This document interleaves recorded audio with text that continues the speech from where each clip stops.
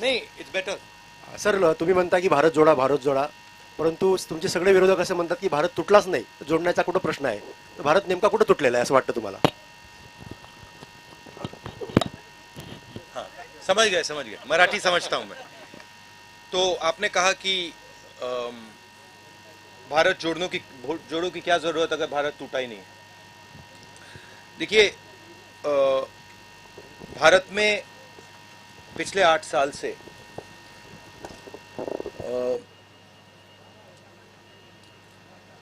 डर का माहौल, नफरत और हिंसा फैलाई जा रही है. शायद बीजेपी के नेता हिंदुस्तान के किसान से बात नहीं करते हैं, हिंदुस्तान के युवाओं से बात नहीं करते हैं, क्योंकि अगर वो उनसे बात करते तो उनको पता लगता कि हिंदुस्तान के किसान को, हिंदुस्तान के युवा को सामने का रास्ता नहीं दिख रहा है. बेरोजगारी फैल रही है, महंगाई फैल रही है, किसान को सही दाम नहीं मिलता है. ठीक है, तो इस माहौल के खिलाफ खड़े होने के लिए हमने भारत जोड़ो यात्रा शुरू की है और ये कन्याकुमारी से श्रीनगर तक जाएगी. और अगर लोगों को नहीं लगता कि इस यात्रा की जरूरत है तो फिर लाखों लोग बाहर नहीं निकलते. Thank you. राजेश चरापे साकल.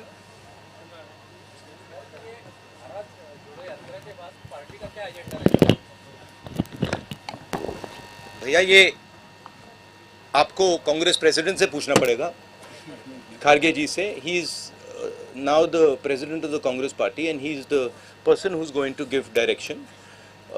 मेरा लक्ष्य भारत जोड़ो यात्रा पर है.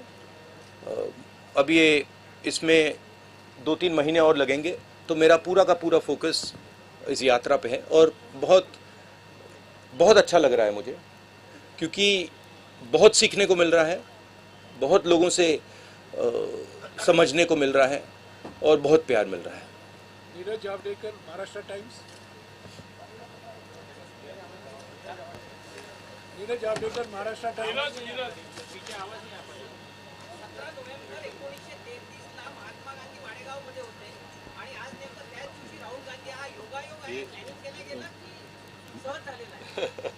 फिर से बोलिए जरा, ट्राई करता हूँ. नहीं नहीं, मराठी में.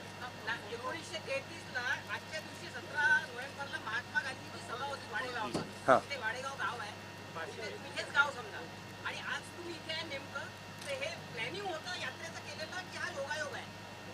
नहीं, ट्रांसलेट कीजिए कि ये जब यहाँ आए, गांधी जी भी आए थे, हम भी आए, क्या प्लान करके आए हैं या ऐसे ही हुआ है? नहीं, कोई प्लानिंग. 1933 में इसी दिन महात्मा गांधी यहाँ थे, तो ये अच्छा पॉजिटिव है. और आप आज यहाँ है 89 ईयर के बाद आप है यहाँ, तो ये तो पॉजिटिव. देखिए, पॉजिटिव बात है. प्लान तो नहीं है, मगर महात्मा गांधी कुछ चीज़ थे और हम कुछ और हैं. मतलब कोई ये कंपैरिजन मत कीजिए प्लीज. ये उन हमें मतलब ये गलत कंपैरिजन है. No event. Prabodh Deshpande. He is Mahatma Gandhi ने देश को रास्ता दिखाया.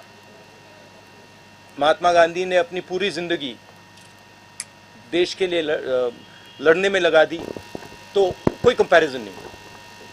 प्रबोध देशपांडे, लोकमत समाचार. लोकसत्ता. सॉरी. नमस्कार राहुलजी. माझा प्रश्न असा होता की केंद्र सरकारमध्ये भाजपा जो सत्ताधारी पक्ष आहे त्याच्यावर अंकुश ठेवण्यात प्रमुख विरोधी पक्ष म्हणून काँग्रेस कुठेतरी कमी पडताना दिसतो. तर या संदर्भात पक्षाची पुढील रणनीती काय राहणार आहे आणि 2024 साठी प्रमुख अजेंडा काय राहणार आहे पक्षाचा? कमजोर पड़ रहा है अपना पक्ष, विपक्ष का, ऐसा उनका कहना है. सब पूरा का पूरा ऑपोजिशन या कांग्रेस या कांग्रेस अपने विपक्ष इस नाते से हम कमजोर गिर रहे हैं, ऐसा उसका कहना है मोदी सरकार के. नहीं, देखिए,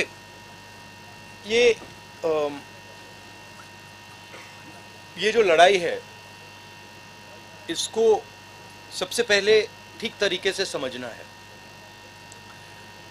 आमतौर से क्या होता है, लोकतंत्र में एक पॉलिटिकल पार्टी दूसरी पॉलिटिकल पार्टी से लड़ती है और जो युद्ध का मैदान होता है उसको जो देश के इंस्टीट्यूशंस होते हैं वो उस यूथ के मैदान में फेयरनेस क्रिएट करते हैं। आज क्या है कि ये एक राजनीतिक पार्टी और दूसरी राजनीतिक पार्टी के बीच में लड़ाई नहीं है, और मैं सिर्फ कांग्रेस की बात नहीं कर रहा हूं। एक तरफ हिंदुस्तान के सारे इंस्टीट्यूशंस खड़े हैं, बोलना नहीं चाहिए मगर विपक्ष का प्रेस पे तो कंट्रोल नहीं है, हैगा? प्रेस पे तो कंट्रोल नहीं है ना, तो बीजेपी का प्रेस पे कंट्रोल है, इंस्टीट्यूशनल स्ट्रक्चर पे कंट्रोल है, जुडिशरी पे प्रेशर डालते हैं। तो ये परसेप्शन सच परसेप्शन नहीं है, ये परसेप्शन सुपरफिशियल ऊपर का परसेप्शन है। मगर अगर आप नीचे जाएं और जनता से पूछें तो आपको बहुत एकदम दिख जाता है कि जनता क्या कह रही है और ऊपर परसेप्शन क्या बन रहा है, उसमें फर्क है। संजय खांडेकर, पुणे नगरी।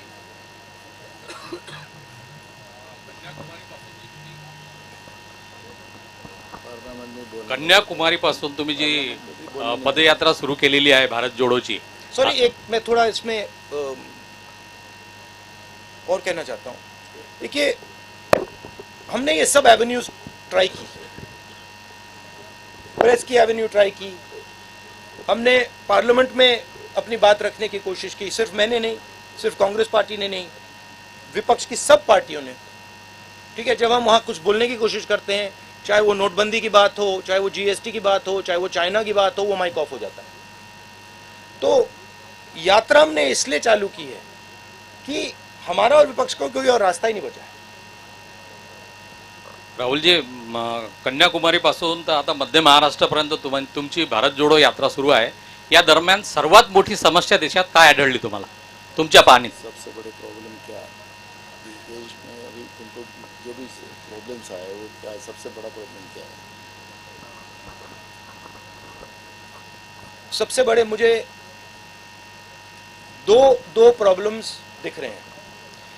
एक प्रॉब्लम है कि युवा को यह भरोसा नहीं है कि उसे रोजगार मिल सकता है, चाहे वो कुछ भी पढ़ ले, किसी भी यूनिवर्सिटी में चला जाए, सर्टिफिकेट मिल जाए, मगर वो आपको गारंटी करके ये नहीं कह सकता कि अगर मैंने इंजीनियरिंग की ट्रेनिंग की है तो मैं इंजीनियर बनूंगा या मजदूरी करूंगा।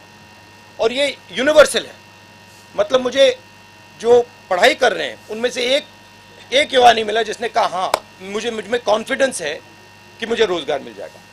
तो ये पहला बड़ा मुद्दा है। उसको अगर आप थोड़ी गहराई से देखें तो उस युवा के माता पिता ने मेहनत करके उसे उसकी शिक्षा के लिए पैसा मोस्टली प्राइवेट प्लेयर्स को दिया है, प्राइवेट इंस्टीट्यूशंस को दिया है। एक तरफ वो दिन भर काम करते हैं, दूसरी तरफ महंगाई बढ़ती जा रही है, और तीसरी साइड जो उनका भविष्य है, उनका जो बेटा हो या उनकी बेटी हो, उसका रास्ता बंद है। तो पहला प्रॉब्लम ये है। दूसरा प्रॉब्लम किसानों का प्रॉब्लम है, जो देश को भोजन देता है, जो प्रोडक्टिव एलिमेंट है हिंदुस्तान, उसको कोई सपोर्ट नहीं, उसको कोई मदद नहीं है, उसको सही दाम नहीं मिलता। वो बीमा भरता है, उसको जब आंधी आती है, तूफान आता है, उसको मतलब पैसा नहीं मिलता, कर्जा माफ उसका कभी नहीं होता। तो ये दो बड़े मुद्दे, बड़े प्रॉब्लम्स दिख रहे हैं। और तीसरा जो है जुड़ा हुआ है कि सब लोग ये कहते हैं कि अगर शिक्षा में हमें पैसा देना पड़ रहा है, अस्पतालों के लिए हमें पैसा देना पड़ रहा है, मतलब सरकारी अस्पताल नहीं बचे, सरकारी स्कूल्स कॉलेजेस नहीं बचे। महाराष्ट्र में तो स्कूलों को बंद किया जा रहा है, 20 बच्चों से अगर कम है तो उनको बंद ही करा जा रहा है। तो वो कह रहे हैं कि भैया अगर ये पैसा हम यहाँ डाल रहे हैं, ये जा कहाँ रहा है, किसके हाथ जा रहा है? तो वो इनइक्वालिटी की बात है और सबको मालूम है। मैं किसानों से पूछता हूँ, भैया एक बात बताओ, ये आपका सिलेंडर, गैस सिलेंडर महंगा हुआ, पेट्रोल का दाम बढ़ा, आपके जेब में से पैसा जा रहा है, ये जा कहाँ रहा है? इमीडिएटली आंसर मिलता है, सब जानते हैं। Mega कोचिक Z24.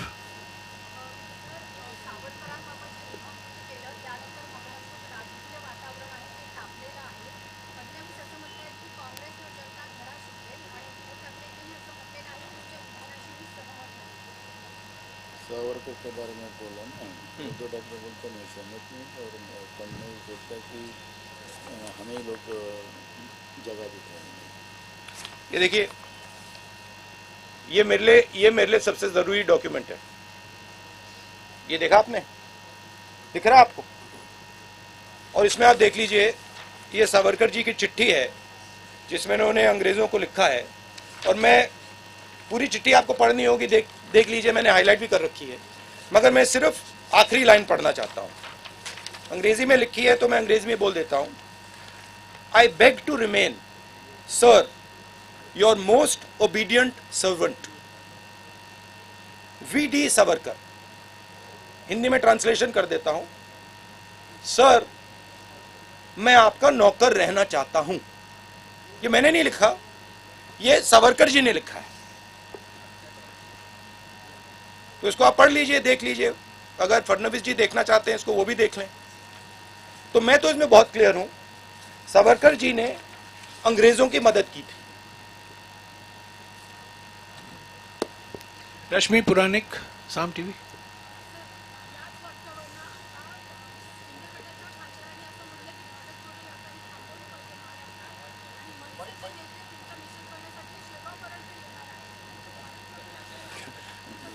ये यात्रा को रोकना चाहिए, सावरकर के बारे में ऐसा बोला है, तो वैसे गवर्नमेंट को इसमें लेटर लिखा है। किसने? सेवाड़े। मतलब रोकने, यात्रा को रोकने के लिए। हाँ। रोक दीजिए, कोई प्रॉब्लम नहीं है, रोक दीजिए। देखिए, किसी का कोई विचार हो उसको रखना चाहिए, और अगर सरकार को लगे कि भारत जोड़ो यात्रा को रोक देना चाहिए तो रोकने की कोशिश कीजिए, करिए।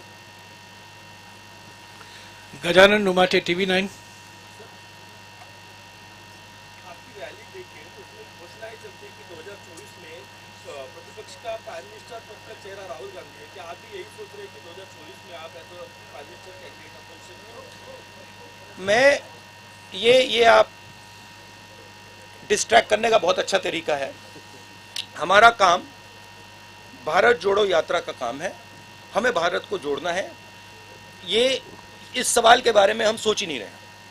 हम सिर्फ हम कन्याकुमारी से शुरू किए हैं, हम श्रीनगर तक जाएंगे और वहां पर हम तिरंगे को लहराएंगे। ये हम कर रहे हैं, ये हमारी तपस्या है, और हम और कुछ चीज के बारे में नहीं सोच रहे। मुस्तान मिर्जा, आज तक.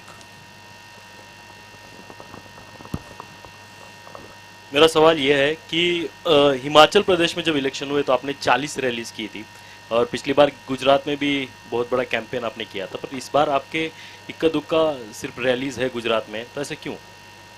क्योंकि जैसे मैंने अभी बोला, हमने सितंबर में भारत जोड़ो यात्रा शुरू की। हम इस यात्रा को श्रीनगर तक ले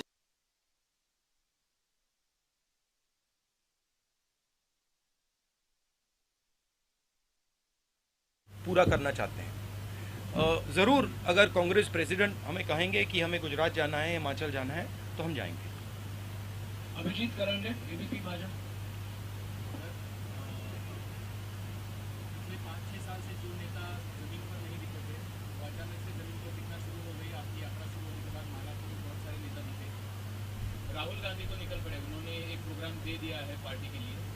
क्या ये प्रोग्राम गांव देहात तक जाने के लिए, क्योंकि यात्रा तो कन्याकुमारी से कश्मीर जा रही है, बहुत सारे तबके तक नहीं जा रही है, तो क्या कांग्रेस का कोई प्लान है आगे वाला, जो ये यात्रा है हर आदमी तक, हर गांव तक, हर शहर तक, हर तबके तक, हर आदिवासी पाड़े तक जाए, और आपका विचार जो है, जो आप बोल रहे हैं, वो पहुंचे वहां तक? यात्रा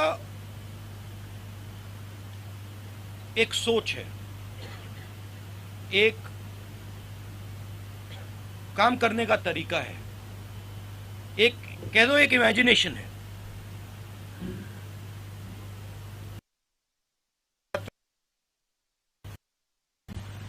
तो मुझे और हम सबको लगा था कि जो बीजेपी की अप्रोच है,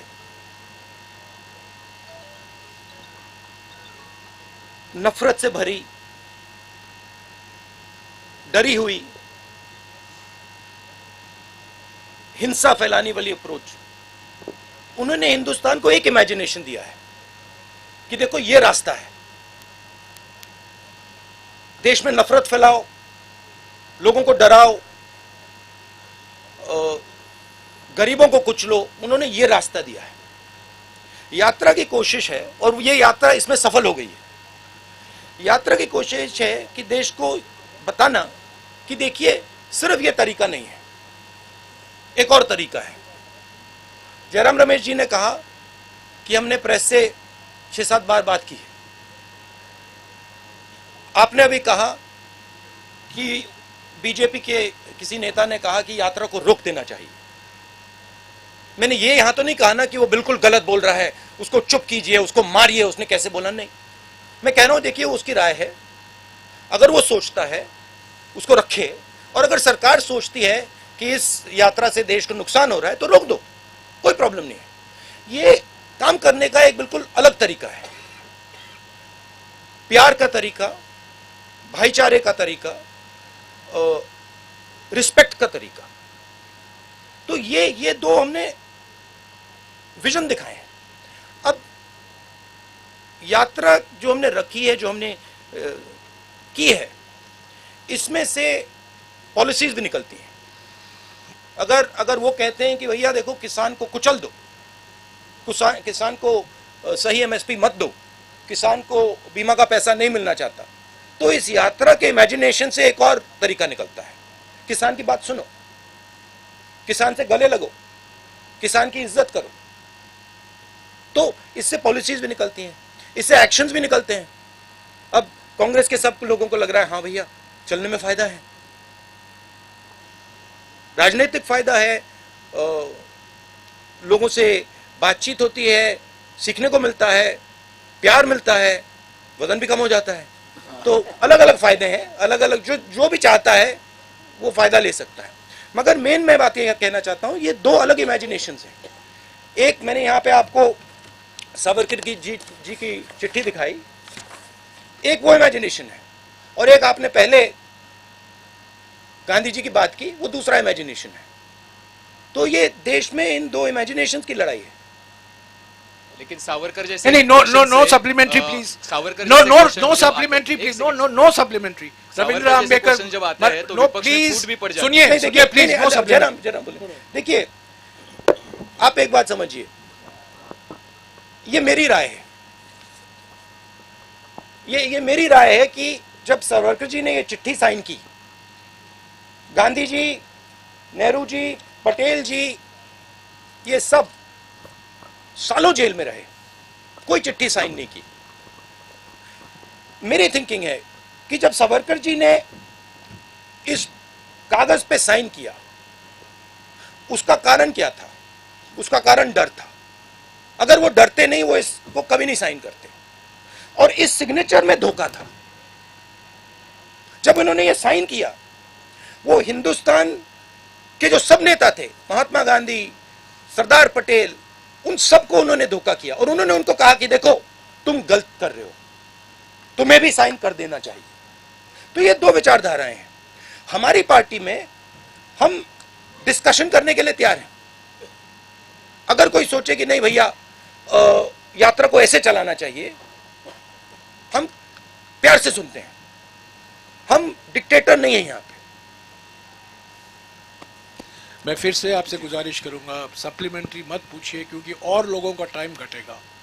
Marathi news digital news channel, Ravindra Ambekar ji. आप जिस विचारधारा का विरोध करते हैं, चुनाव आते ही आपके सारे विधायक उस विचारधारा की पार्टी में ज्वाइन हो जाते हैं। क्या आपकी इस भारत जोड़ो से इस समस्या का हल निकलेगा? और दूसरा है भारत जोड़ो में क्या एक सवाल रविंद्र प्लीज, एक सवाल आपने पूछ लिया, नया यूपीए उसका जवाब देने दीजिए। एक सवाल अभी मेरे साथ एक शिवसेना के एमएलए चल रहे थे, वो कह रहे थे 50 करोड़ रुपए उनको ऑफर किया था, वो नहीं गए, बहुत सारे और गए। तो देखिए एक प्रकार से ऑपोजिशन की सफाई भी हो रही है। जो भी करप्ट लोग हैं, जो 10 करोड़ के लिए, 15 करोड़ के लिए, 50 करोड़ के लिए बिक जाते हैं, वो बीजेपी में जा रहे हैं। अच्छी बात है। हिंदुस्तान में साफ सुथरे लोगों की कमी तो नहीं है, तो हमारे साथ आ जाएंगे। हमारे पास 12-13 मिनट का समय बाकी है। अब मैं हिंदी और अंग्रेजी मीडिया से सवाल लूंगा। अखिलेश मिश्रा, नवभारत हैं क्या? पूछिए ना, आगे आगे पूछिए।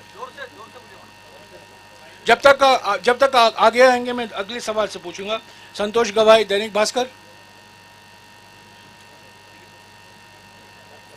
उनको माइक दीजिएगा, जल्दी जल्दी जल्दी। ये मैं आपको गिफ्ट दे देता हूं, और आप सबको कॉपी चाहिए तो सबको दिलवा देता हूं। संतोष गवाई, दैनिक भास्कर, प्लीज। आपण एक ये मोहन भगवत जी को भी भिजवा दीजिए। माइक नहीं है क्या? आपण जिथे थांबलो तो आहोत, जल्दी दीजिए। हाँ, दैनिक भास्कर, हाँ? पूछिए, दैनिक भास्कर। सही बात है ना, देखिए सच्चाई है। राहुल जी सवाल लिखिए। राहुल जी, आपण जिथे थांबलो एक आहोत, minute, I am coming back to you, I am coming या बैक। विदर्भामध्ये शेतकऱ्यांच्या आत्महत्या प्रचंड होतात. हे 6 जिल्हे शेतकऱ्यांच्या आत्महत्येसाठी हे होते. आता पूर्ण देशभर शेतकऱ्यांच्या आत्महत्या होतात. तर त्यासाठी आपल्याकडे काही आपल्या डोक्यात काही प्लॅन आहे का शेतकरी आत्महत्या थांबवण्यासाठी? मैंने हिंदी अखबार से सवाल पूछा इस उम्मीद के साथ कि आप हिंदी में पूछेंगे और आप मराठी में पूछिए, कोई बात नहीं। मराठी अखबारों के लोग हिंदी में पूछते हैं। ठीक है, पटोले जी अनुवाद कर। आपने विदर्भा बोला तो मैं विदर्भ के बारे में थोड़ा सा बोलना चाहता हूं। जब हम विदर्भ के बाउंड्री पे थे,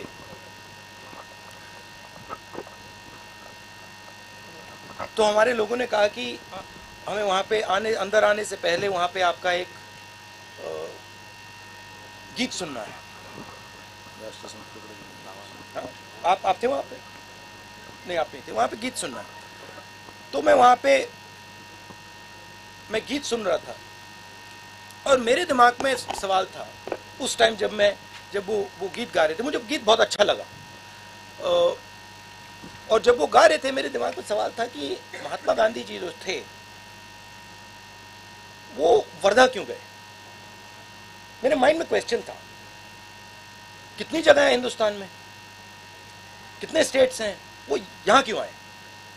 तो मेरे दिमाग में ये सवाल था और मैं सोच रहा था। और फिर गीत के बाद वहां पे एक बड़ा सा आपने गेट लगा रखा, और गेट के जैसे मैं अंदर गया 10 मिनट नहीं हुए मुझे बात समझ आ गई कि जो कांग्रेस की जो आइडियोलॉजी है वो एक्चुअली विदर्भ में है, और जो नेचुरल कांग्रेसी होता है वो सब विदर्भ में बैठे हुए हैं। अब आपने बोला विदर्भ के किसानों की बात की। विदर्भ में ज्यादा मुश्किल है, मगर ये जो आपने मुद्दा उठाया है ये सिर्फ विदर्भ का मुद्दा नहीं है, ये पूरे हिंदुस्तान का मुद्दा है। विदर्भ में पानी की समस्या है, उसके बारे में कुछ किया जा सकता है, मगर जो हमारे प्रोड्यूसर्स हैं जो खेती करते हैं उनको प्रोटेक्शन देने की जरूरत है, उनको उनकी रक्षा करने की जरूरत है। जैसे कोई परिवार में कोई जो ब्रेड अर्नर होता है वो जरूरी होता है, उसकी प्रोटेक्शन करने की जरूरत होती है। वैसे ही हमारा जो किसान है वो देश को भोजन देता है। आजकल हमारी मेंटालिटी, सरकार की मेंटालिटी कि भाई हाँ देखो ये खेती कर रहा है उसको छोड़ दो, करने दो, सही रेट मिले ना मिले छोड़ दो, कर्ज माफी की जरूरत है नहीं छोड़ो। ये एटीट्यूड बदलना पड़ेगा, उसको सेंटर में लाना पड़ेगा, कहना पड़ेगा कि नहीं ये सबसे जरूरी चीज है। और ये देश को भोजन देते हैं, ये 24 घंटा काम करते हैं, और सरकार और देश का फर्ज बनता है कि वो इनकी रक्षा करे। अब रक्षा कैसे होगी? रक्षा उसको सही दाम देने से। हम न्याय योजना लाए थे, समझा दूं या आप जानते हो उसके बारे में? हर महीने हिंदुस्तान के सबसे गरीब लोगों को डायरेक्ट बैंक अकाउंट में पैसा, 72,000 रुपए साल के हर फैमिली को। तो उससे गरीब किसान के नीचे एक फ्लोर, फर्श बन जाएगा, उसके नीचे वो गिर ही नहीं पाएगा। तो नीचे आपने उसको मिनिमम पैसा दे दिया, कम से कम पैसा, और साइड से आपने उसकी रक्षा की। आपने उसको जब उसको कर्जे की जरूरत, जब उसके कर्जा ज्यादा हो जाए, आप सेंसिटिविटी से सुनो, आप उसकी बात समझो। जब उस पर प्रेशर आता है, आप उस प्रेशर को रिलीज करो। तो ये सब काम बहुत आसानी से किया जा सकता है। हमने यूपीए की सरकार में ये काम किया था। और आप विदर्भ के किसान से पूछो, जब विदर्भ को दर्द हो रहा था, यूपीए ने एकदम यहाँ पे पैकेज दिया था। अखिलेश मिश्रा, नवभारत। राहुल जी, उत्तर प्रदेश में पार्टी आपकी बहुत कमजोर होती जा रही है, आपकी यात्रा उधर से क्यों नहीं जा रही है? ये जो यात्रा है ना, ये इसका लक्ष्य कन्याकुमारी से कश्मीर तक जाने का है। नहीं, आप चले गए, सवाल पूछ लिया। हाँ, जवाब नहीं चाहते क्या? हाँ, तो ये यात्रा कश्मीर तक जाएगी और कन्याकुमारी से ये शुरू हुई है। अब मुझे पता नहीं ये किसने बात बोल दी कि ये यात्रा उत्तर प्रदेश से नहीं निकलेगी। मुझे नहीं मालूम किसने बोला है, क्योंकि दिल्ली के बाद ये यात्रा उत्तर प्रदेश से निकलेगी। उत्तर प्रदेश से हरियाणा जाएगी, हरियाणा से पंजाब जाएगी, पंजाब से जम्मू जाएगी। तो पता नहीं ये मिस इन्फॉर्मेशन कौन फैला रहा है, मगर ये यात्रा यूपी में जाएगी। गजानन अवस्थी, लोकमत समाचार। एक मेरी एक्चुअली शिकायत है कि यूपी में थोड़ा और जाना चाहिए था, बट अगर हम थोड़ा और जाएंगे तो वो रास्ता फिर ज़्यादा लंबा हो जाएगा। इसलिए हमने यूपी में शायद 2-3 डिस्ट्रिक्ट्स में हम जाएंगे, 3, 4, 5 दिन जाएंगे। मैं राहुल जी से निवेदन करूंगा कि उनके जवाब के कारण हम इसको 5 मिनट बढ़ा सकते हैं तो अच्छा। हाँ, बढ़ा। ठीक है, गजानन अवस्थी प्लीज, लोकमत समाचार। हेलो सर, राज्य के अभी की जो खस्ताहाल एक मिनट प्लीज, गजानन अवस्थी।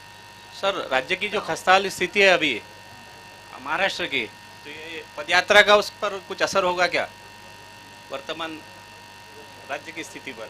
नहीं, राज्य मतलब महाराष्ट्र के राज्य ये थी कि हाँ, पार्टी की स्थिति कमजोर नहीं है। महाराष्ट्र में कांग्रेस की विचारधारा, और ये मैंने जयराम रमेश जी से कहा, मैं आपको बताऊं सबसे अच्छा रिस्पांस महाराष्ट्र में मिला है। नेचुरल कांग्रेस है ये। और मुझे मतलब ये बात बहुत समझने को मिली है, ये यहाँ पे नेचुरल कांग्रेस है, मतलब ये डीएनए है कांग्रेस का। तो यहाँ कांग्रेस पार्टी मजबूत, कमजोर बिल्कुल नहीं। वैभव गंजापुरे, टाइम्स ऑफ इंडिया प्लीज। देखिए, फ्यूचर तो आप प्रेडिक्ट करते हो, मैं तो करता नहीं हूँ, मगर असर जरूर पड़ेगा, पॉजिटिव असर पड़ेगा। वैभव गंजापुरे। राहुल जी, जब आपका यात्रा खत्म होगा कश्मीर में, तो आप क्या बदलाव देखते हैं भारत में, और कांग्रेस पार्टी को कैसा? एक सवाल अंग्रेजी मीडिया भी हिंदी में पूछ रही है। अच्छा, ठीक है। Okay, how it will benefit the Congress when you and your यात्रा इन Srinagar? Look, I am not a soothsayer. I cannot predict the future. But you must have thought something. You asked a question. Let me answer the question. My job is to do what I see as my duty, and I felt that my duty, in a time when India is internally fractured, in pain, where violence is being spread across the country, where hatred is being spread across the country, I felt it is my duty to show that there is another way possible. That there is a way possible where you are affectionate and loving to people, where you can disagree with them, where you can say, I actually don't like your views, but I can still go to you and say, I don't like your views, but I'm ready to listen to your views, and I'm not going to beat you because I'm more powerful. I'm not going to thrash you because I'm more powerful. So I thought it was my duty as an Indian citizen to place that on the table. And that is the idea of the Bharat Jodo Yatra. Now, please don't misunderstand. It is not only my duty, and it is not only I who is thinking this. Large number of Congress people feel the same thing. And millions of people, farmers, youngsters, men, women, feel the same thing. So I think it's a very powerful thing, the Yatra. And I think if people think about it with a little bit of depth, they will realize that the principles that we are putting across here are not just political principles. They are principles that you can use in your life. They are principles that you can use with your brother, with your sister, with people you are working with. A little respect will not weaken India. It will only strengthen India. A little bit of affection, a little bit of love will only strengthen India. So that's the idea. Now what happens after the Yatra? Let's see. अभिनय देशपांडे, हिंदू देशपांडे हैं? अभिनय देशपांडे नहीं आए? I don't understand why people feel that hatred makes a country strong. I don't understand it. Right? I don't understand why people feel that being abusive, being nasty, being cruel makes a country strong. I think it makes a country weak. I think it is cowardice. And I think that's not what India is. I think India has shown the whole world. I remember I asked Nelson Mandela after he came out of jail 26 years. Right? I asked him, Mr. Mandela, you were in jail for so long, what gave you hope? He said, India's freedom struggle gave me hope. I said, what do you mean by that? He said, well, what Mahatma Gandhi taught, the fact that you should be compassionate even to your opponent. You should respect even your opponent. These are Indian values. They are the most powerful values. And in the world that we are facing today, with the United States and China and war here and there, this is the most powerful thing that we have. Why are we throwing it away? Rahul ji ने आपके साथ 40 minute गुजारे हैं। मैं राहुल जी से निवेदन करूंगा, please 40 minute हो गए हैं, प्लीज। मैंने पहले क्या कहा है, प्लीज। नहीं, बिल्कुल नहीं, आप एक ही ग्रुप के हैं। देखिए, नियम मत तोड़िए। मैं राहुल जी से गुजारिश करूंगा, आखिर में महाराष्ट्र की जनता के लिए अगर वो कोई संदेशा देना चाहते हैं, 2 मिनट बोल लें। नहीं, कोई सवाल नहीं, 40 मिनट हो गए हैं। सवाल आप प्रधानमंत्री जी से कीजिए। सवाल किससे करना है उनसे कीजिए। महाराष्ट्र, प्लीज उनको बोलने दीजिए। प्लीज बैठ जाइए। महाराष्ट्र की जनता और महाराष्ट्र के जो किसान हैं और महाराष्ट्र के जो युवा हैं, मेरा उनके लिए मैसेज ये है कि मैं अब 13 दिन 14 दिन आपकी सड़कों पे चला हूं। मैं 13-14 दिन आपकी सड़कों पे चला हूं और दो दिन में 3 दिन में हमारा यहां से ट्रांजिशन हो जाएगा, हम मध्य प्रदेश जाएंगे। इन सड़कों पे मैंने आपसे खुल के बातचीत की है, लाखों लोगों से मिला हूं। युवाओं ने अपने सपने मेरे सामने रखे, किसानों ने अपना दर्द मेरे सामने रखा, और आपने सबने मुझे बहुत बड़ा तोहफा गिफ्ट दिया है। आपने मुझे इन सड़कों पे सिखाया है, शिवाजी महाराज के बारे में, ज्योतिबाई फूले जी के बारे में, अंबेडकर जी के बारे में आपने सिखाया है। मैं आपको ये बता सकता हूं कि महाराष्ट्र के सड़कों पर चलने से पहले और 14-15 दिन बाद जो मेरी राजनीतिक समझ थी महाराष्ट्र के बारे में, किसानों के बारे में, वो आपने बदल दी है। तो मैं आपका दिल से धन्यवाद करना चाहता हूं और मैं इस सफर को अपनी पूरी जिंदगी नहीं भूलूंगा। और आपका जो प्यार है, मुझे खत्म करने दीजिए, मुझे खत्म करने दीजिए। ये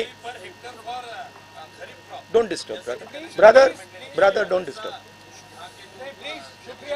शुक्रिया राहुल जी, अभी आपका फोटो तो नहीं तो मैं दिल से महाराष्ट्र की जनता को और लास्ट में जो पुलिस ने हमारी मदद की है, जो चले हैं हमारे साथ, उनको भी काफी धक्के लगे हैं, उनका भी मैं दिल से धन्यवाद करता हूं। Thank you. अभी राहुल जी आपके साथ एक फोटो लेंगे। हमारा जर्नलिस्ट का बुक है।